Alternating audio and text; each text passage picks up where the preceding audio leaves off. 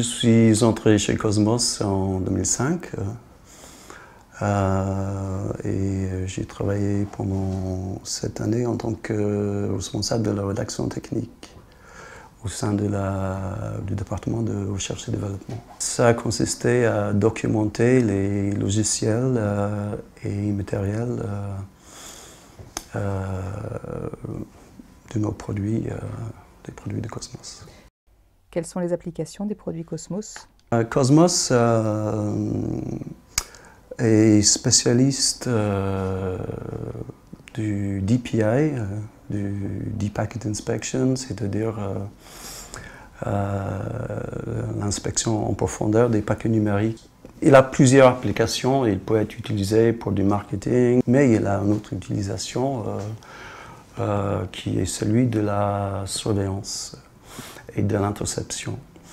Ça peut être une surveillance ciblée ou une surveillance de masse des communications au niveau d'un pays même. En 2007, Cosmos signe des contrats avec le gouvernement français. Aviez-vous connaissance de l'objet de ces contrats? Ces contrats étaient pour mieux sécuriser les réseaux sensibles de l'État français, ce qui est tout à fait légitime.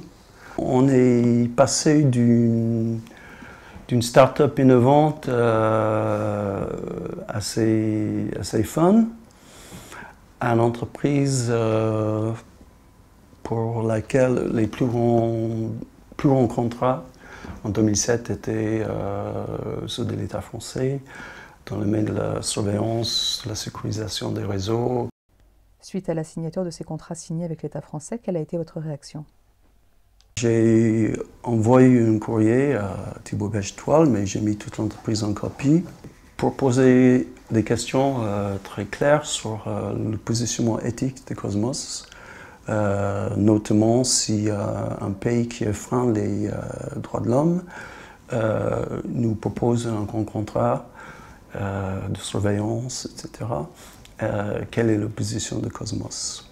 C'était en octobre 2007. Le CEO de Cosmos nous a rassuré que, bien sûr, Cosmos était une entreprise éthique et, bien sûr, nous ne vendrons jamais à des tels pays. Nous avons découvert en août 2011 que le programme Eagle, sur lequel on avait travaillé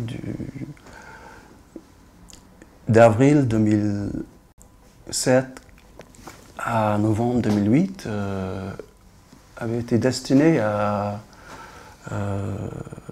faire de la surveillance de masse en Libye pour le compte du régime de Kadhafi. C'est-à-dire, quand il nous a regardé les yeux dans les yeux pour nous rassurer qu'on était une entreprise éthique, ça faisait déjà 6 mois, 8 mois qu'on travaillait sur le programme Eagle destiné à mettre sous surveillance les citoyens libyens. Je ne le savais pas à l'époque et vu la réaction de mes collègues, la plupart d'eux ne le savaient pas non plus. Comment avez-vous appris que Cosmos travaillait sur ce programme Eagle? Je savais qu'on travaillait sur un programme Eagle pour une entreprise qui s'appelait AM6. Je l'ai documenté pendant 1 an et demi. Ce que j'ignorais totalement, c'était qui était le client final, à qui était destiné ce produit.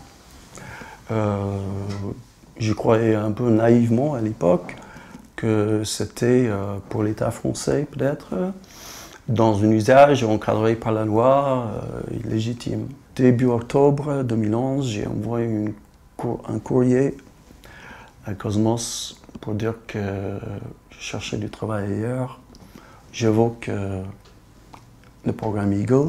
Je mentionne aucunement la série dans ce courrier, pour la simple raison que j'ignorais encore, le 11 octobre 2011, que je travaillais tous les jours depuis 3 ans sur un programme qui est nommé Asphodore, ce que bien sûr je savais, mais j'ignorais encore que ce programme était destiné à mettre la Syrie sous surveillance pour le compte de Bachar el-Assad. Le programme Asphodore destiné à la Syrie est-il le même que Eagle pour la Libye? Asphodore est une version plus perfectionnée de produits qui avaient été utilisés en Libye, avec les avancées technologiques et avec des années de développement, on arrive à un produit un peu plus efficace. Quelles sont les conséquences de la vente de ces logiciels à des dictatures? Les technologies de surveillance de masse et d'interception dans les mains d'un dictateur ou dans les mains d'un État tout à fait démocratique, mais qui se permettent de manière illégale de surveiller ses propres citoyens. Ces technologies permettent, dans le pire des cas, d'intercepter des communications des citoyens, d'arrêter ces citoyens, de les torturer ou tuer. Mais au-delà de ce terrible constat, c'est la liberté d'expression qui en prend un coup. Quand vous savez que toutes vos communications peuvent être surveillées et interceptées, vous n'avez plus les mêmes libertés de parole, liberté d'opinion, liberté d'expression. Le 4 novembre 2011, l'agence Bloomberg publie un article mettant en cause Cosmos dans le cadre du programme Asphodore en Syrie. Quelle a été la réaction de la direction de Cosmos? Thibaut Bechtold, dans une réunion impromptue qui a eu lieu dans la R&D, nous a rassuré que Cosmos allait quitter le contrat Asphodore dès que possible, mais ça prendra un mois ou deux. Donc Cosmos a laissé croire que, en fait, on s'est fait berner, on ne savait pas, et qu'il était scandalisé d'apprendre tout ça. Moi, j'ai bu ces paroles et j'ai cru à cette bonne foi. Ce que j'ignorais, c'est que Cosmos était pleinement informé et conscient dès le départ en 2009. Quand on a signé le contrat en novembre 2009, Cosmos était entièrement au courant pour qui était destiné et quel pays était destiné le produit de surveillance de masse. Le produit était opérationnel, au moins partiellement, à partir du début d'été 2011. Donc, c'est-à-dire au plus haut de la répression du printemps arabe. Savez-vous si aujourd'hui Cosmos est toujours présente en Libye et en Syrie? Cosmos a été écarté malgré lui et malgré ses protestations du programme Eagle, après 18 mois de participation au programme. Cosmos a même saisi le tribunal de commerce de Paris pour protester contre l'interruption du contrat par M6.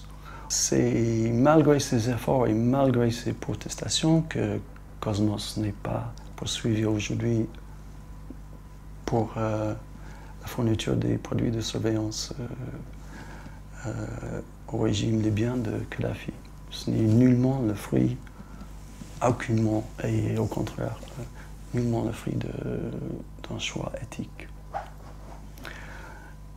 Pour la Syrie, quand vous vous arrêtez, Cosmos ne fournit plus des mises à jour à ces produits. Mais je ne sais pas ce qu'est devenu ces produits. Ces produits peuvent fonctionner encore, mais de moins en moins bien avec les évolutions du web. Peuvent fonctionner sans mise à jour pour certaines applications qui ne bougent pas, peuvent fonctionner pendant très longtemps. À votre connaissance, malgré toutes les accusations auxquelles la société a été confrontée, Cosmos travaille toujours pour le gouvernement français?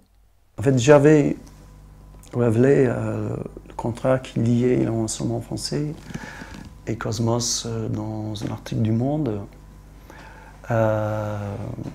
Ce contrat s'appelait Kairos. Et je l'avais fait pas pour emmerder Cosmos, mais je me suis dit à l'époque, si on parle de toute cette activité de fourniture de moyens de surveillance de masse au régime d'Assad, par exemple, mais si on ne souligne pas les liens étroits, très étroits entre Cosmos et les renseignements français et l'appareil de l'État, donc on ne permet pas de comprendre complètement ce qui s'est passé.